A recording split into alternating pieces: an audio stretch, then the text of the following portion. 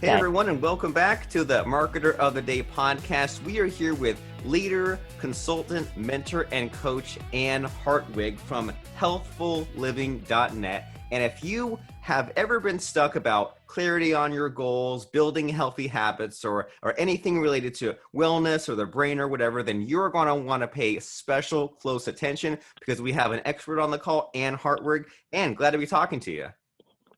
Thanks so much for having me today. I'm glad to have you. And so, what do we need to know? I mean, and what's kind of the big problem that it seems like we're all having that you can help us out with today? So interestingly enough, obesity is a worldwide pandemic at this point. Really, about 66% of our country is either overweight or obese, and so it's a big problem that we have currently.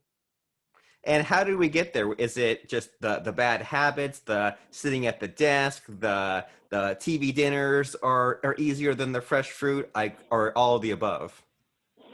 It's really a combination of everything. And so the science on this is so interesting in that there are different components that go into it. And so certainly as we're all sheltering in place, working out of our homes, we're just not as active. Pre-COVID, certainly this was also an issue, and just we didn't always get the exercise that we need, and that heart really needs to be worked out, and so to get cardiovascular activity every day. Sometimes we're just too busy to fit that in. But on top of that, then it's the food choices that we make, and so really.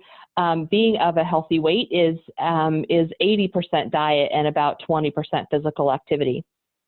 And so if you think about all of the foods that you eat every day, and sometimes you think, well, this is not as unhealthy as it could be, like those extra calories and where those calories come from can certainly be problematic. So really it's the fast foods, it's the chips that we might have at lunch. It's all of those things. And then we oftentimes don't get as much water as we could.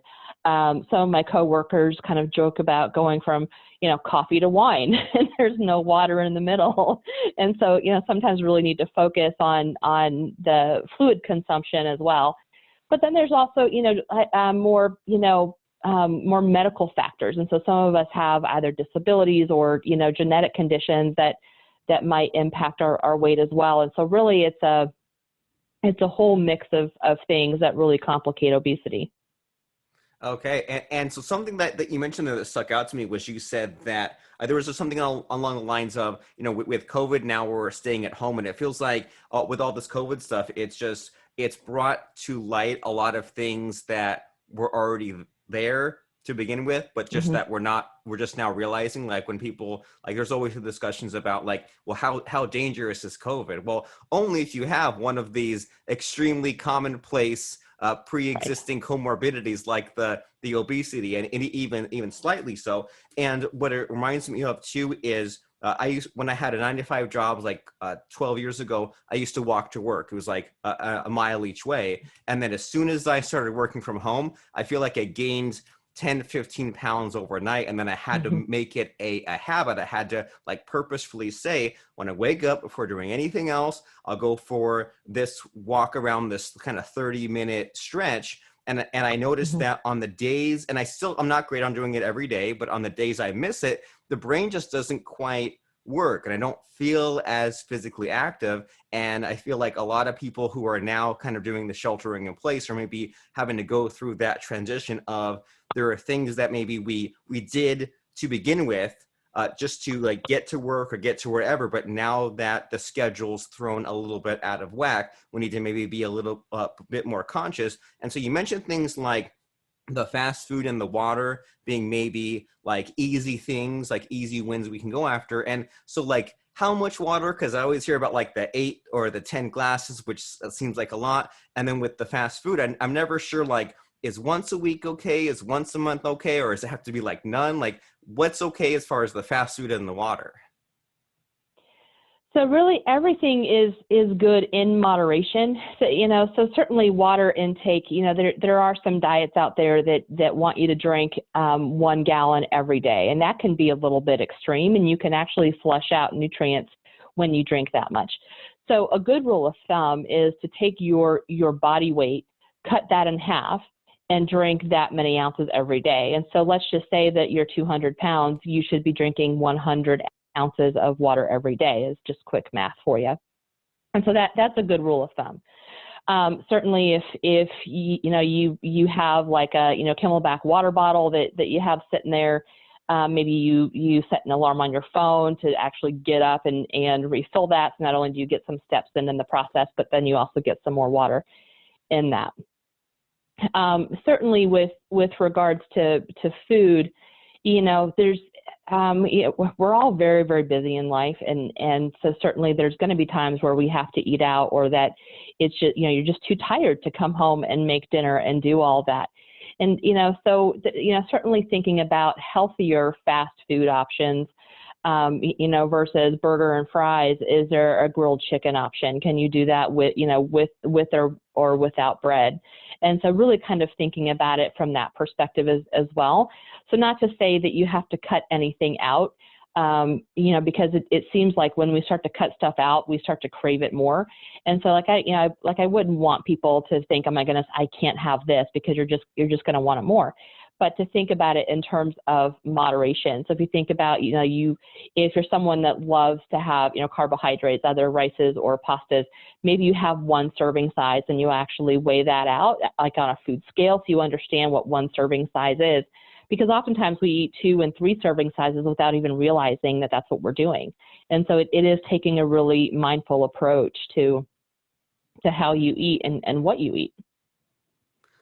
Yeah, and it seems like, so we're kind of on this theme here of there's the moderation and then also Mm-hmm. the awareness. And I mean, I feel kind of ignorant, because up until a few years ago, I didn't even know how much like 200 calories was or 500 calories was. Like once suddenly now that there's like calorie labels on so many things now, even in restaurants, so I'm like, okay, like 50 calories and 100 calories is not much, but Right. if I have like 1,000 calories in a meal, that's huge. That's maybe too much. And what you're making me think of too is that the wife and I, we've definitely these last few years cut down on the fast food, but many times we'll get like just the burger, right? We won't get Mm-hmm. the fries, or won't get the drink, and then we'll have like a salad on the side, or we'll have Right. like water as the drink instead. And it's like, I feel like I'm kind of on the right track there, like you said, of if you go to extremes, if you cut all of it out, or if you cut down the things you like, then it's like you're I don't know, being miserable, and you also might fall off the wagon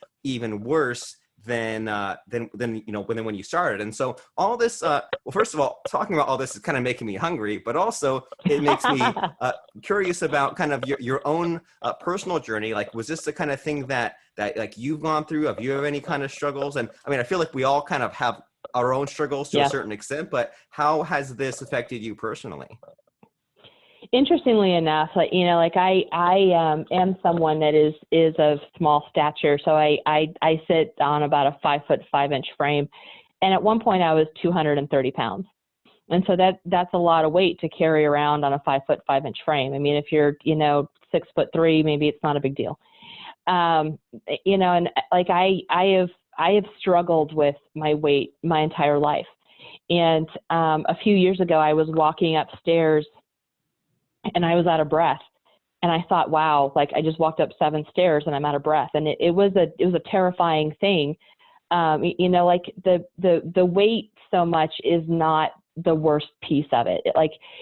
Lots of people live with extra weight, and that isn't what kills you. It's all the other things that go alongside it. So it's the not exercising, it's the poor diet, that then stack on top of that weight that make your body have to work harder for what it needs to do. And so walking up 7 stairs and being out of breath was terrifying to me.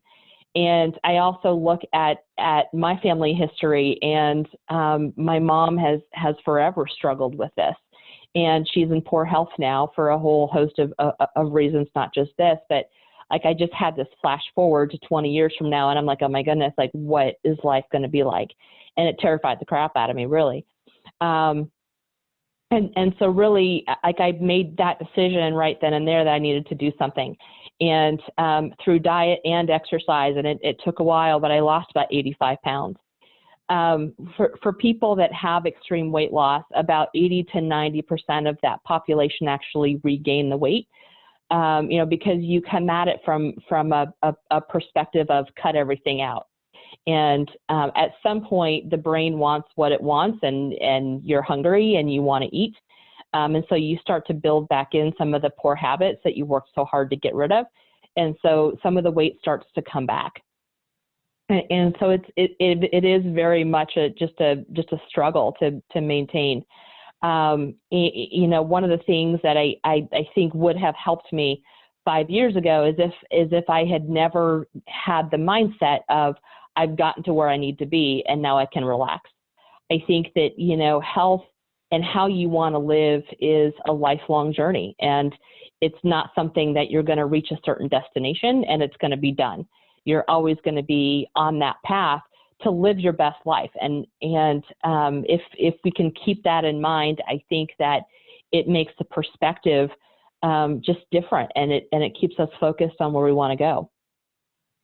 Well, that's great, and I think we can relate to a lot of that, and especially the like the difference between like the weight, which is just a number, versus like how you feel, and how there's that tendency to say like, oh my gosh, my weight is here, I need to get it down there, but then will you be sabotaging yourself in the long term, and maybe like gaining the weight back and then some by just like pursuing this one-time goal? Or and I think we all know someone who had a weight loss goal and then hit the goal and then just like took a break and stopped. It's like, well, no, hang on, you need to kind of keep those habits going.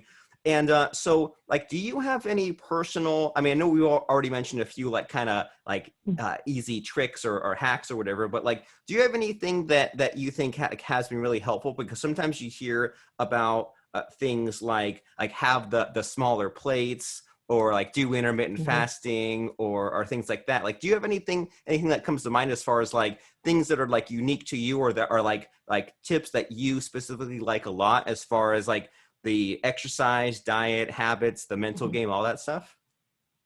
Absolutely. So there's a couple different things. First of all, I meal prep every week.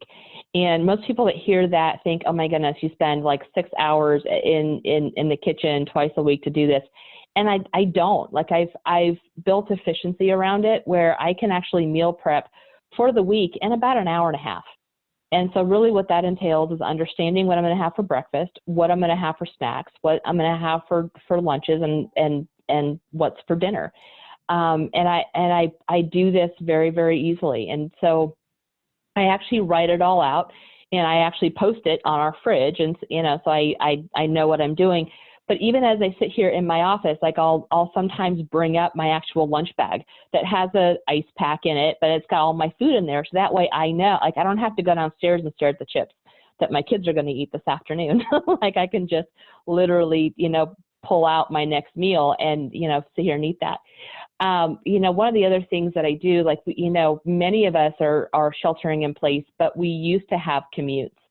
And whether you commuted for an hour or an hour and a half or whatever, if you spend 30 minutes and institute a morning commute, maybe you go for a 2-mile walk.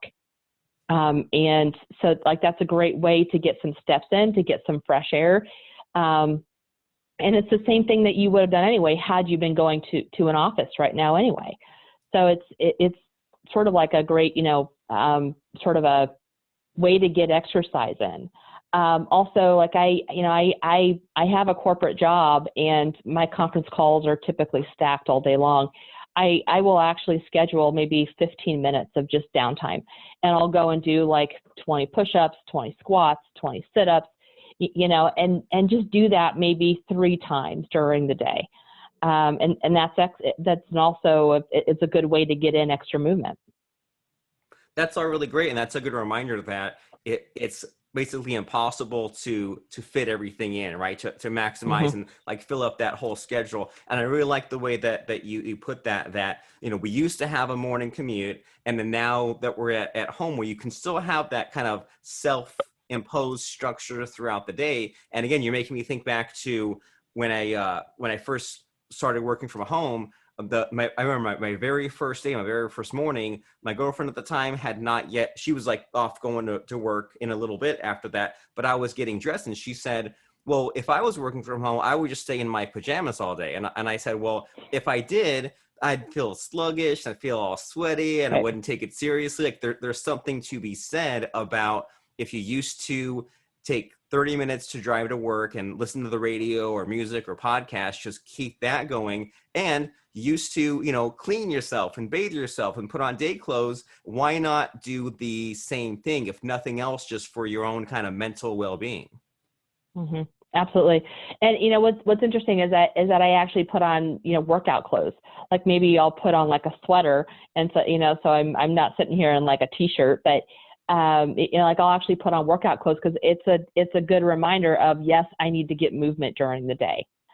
You know, so that kind of gives me that excuse of I'm not going to put clean workout clothes in my laundry tonight. Like I want to go out and sweat and do something and you know, earn that workout. So that's also just a really great tip, um, to make sure that you get some movement in during the day. Well, cool. And it seems like our conversation is kind of like moving more and more into like the brain, the mental side of things. And I noticed that, you Hmm. know, you coach people, you help people to like achieve their goals and develop good habits. What do you have for us in that territory? What do you have to say about like being organized and creating goals? Because I mean, it all seems kind of interconnected, right? Like not only with the workout Yeah. and the diet, but you're mentioning like, you know, meal prep. So there is some kind of time management in there. So, I mean, what do you have for us in the kind of the goal setting region? You know, so you know, goals are very important, and you know, because how do you know where you want to go unless you physically, like maybe, you know, map it out, write it down. And you know, like I love the SMART acronym, so specific, measurable, action oriented. You know, the like, you know, to create a SMART goal is going to really incorporate all of those things. You know, the important thing I think is to not be unrealistic. And so, you know, let's just say that you want, you know, that you have a goal to get more sleep every night. You know, if you're currently getting 4 to 5 hours, you're not going to jump to getting 10 hours of sleep every night. It's just not going to happen. So maybe you want to start small and say, okay, well, you know, I really want to like get 6.5 hours sleep or 7 hours sleep. And so then to kind of back into that and think, what do I need to do in order to make that happen? Because that's going to be really like a lifestyle switch. So maybe you can't be watching TV at midnight if you have to be at work at 7 a.m. So how do you back into that?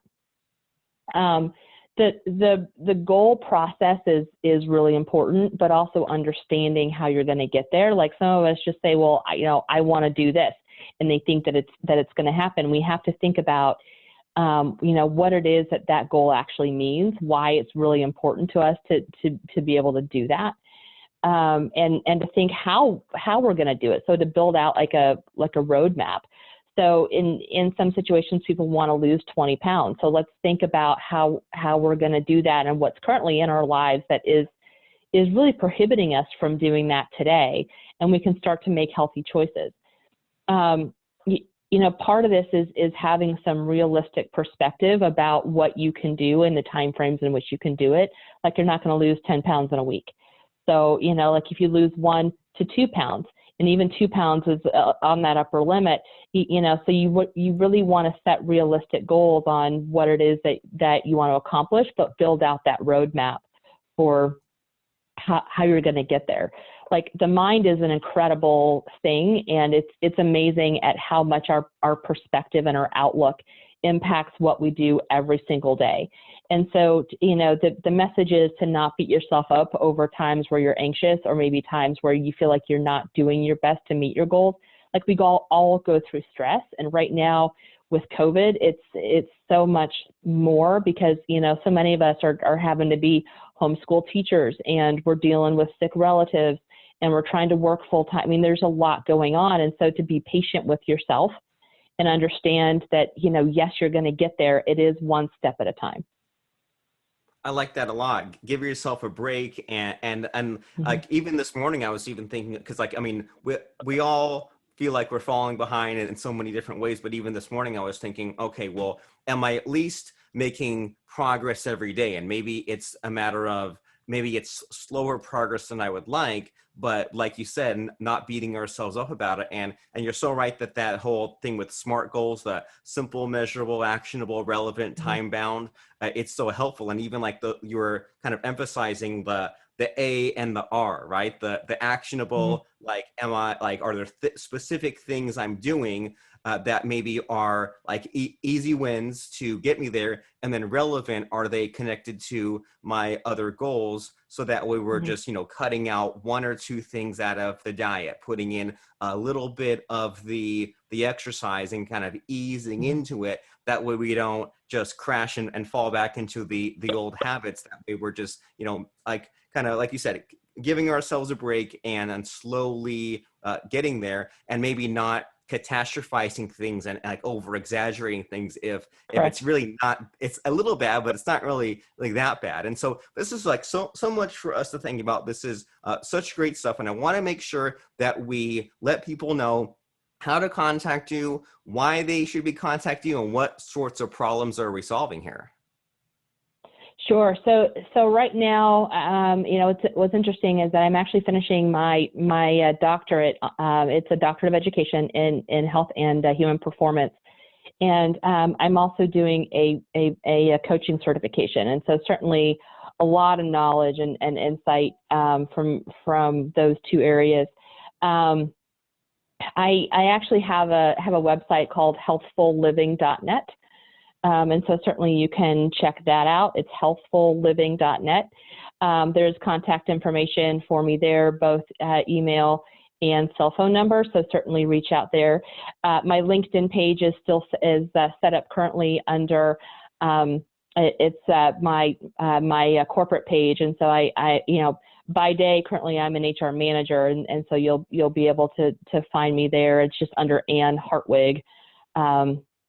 And certainly there's, contact information for me there as well. Would love to reach out and to talk. Really, my passion is really around health and fitness. And but certainly because of my vast HR background, I definitely have some good insights to share on, career development, career pathing, change management, business consultation, all of those things. So by all means, reach out.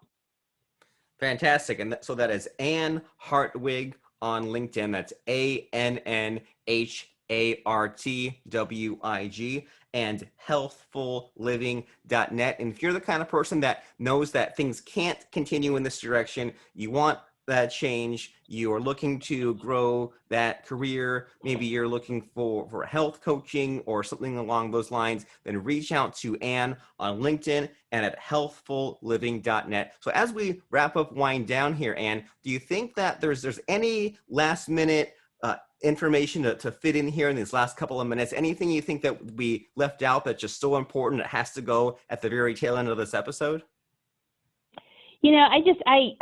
I feel like, each of us have our own challenges, and each of us is really struggling in our own way. And, but we're all very smart people. And sometimes navigating our own journeys is difficult because we're just too close to it. So, so sometimes it helps to have someone to just kind of, bounce ideas off of or to talk with. Certainly, I think that the answers that we need to find are all within us. It's just a matter of how we get them out. And so certainly happy to help you navigate any of those challenges.